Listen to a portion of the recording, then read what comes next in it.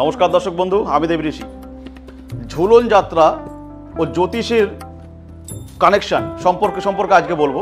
ঝুলন যাত্রা শুধু একটি উৎসব নয়, এটি রাধাকৃষ্ণের মিলনের আধ্যাত্মিক শক্তি। আর এই জ্যোতিষ মতে এর সময় চেতনার গভীর জাগরণ ঘটে। ঝুলন যাত্রা পরে শ্রাবণ পূর্ণিমায়, তার পরবর্তী 5 দিনে। এই সময় চন্দ্র ও শুক্রের গ্রহের শক্তি খুব প্রভাবশালী হয়। চন্দ্র মানে মন আর শুক্র মানে প্রেম, সম্পর্ক ও সৌন্দর্য। এই সময় যদি কারো সম্পর্ক ভেঙে গেছে বা দাম্পত্যের দূরত্ব তৈরি হয়েছে, তবে ঝুলন যাত্রার দিন রাধাকৃষ্ণকে সাদা ফুল ও মিষ্টি নিবেদন করুন।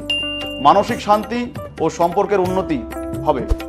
মনে রাখবেন, এই সময় প্রেম ও ভক্তির শক্তি সবচেয়ে উচ্চতর অবস্থায় থাকে। আপনার জন্মকুণ্ডলিতে চন্দ্র বা শুক্র দুর্বল, তাহলে ঝুলন যাত্রার দিন রাধাকৃষ্ণের আরাধনা করুন। কমেন্ট করুন জয় রাধে যদি আপনি বিশ্বাস করেন ভক্তিতে সম্পর্ক ফেরে। আর ভালো ভালো টোটকা পাওয়ার জন্য ভিডিওটির সঙ্গে থাকুন। আরও আগামী দিনে বিভিন্ন রকমের কন্টেন্ট আপনারা পাবেন। সবাই ভালো থাকবেন। নমস্কার, জয় মা।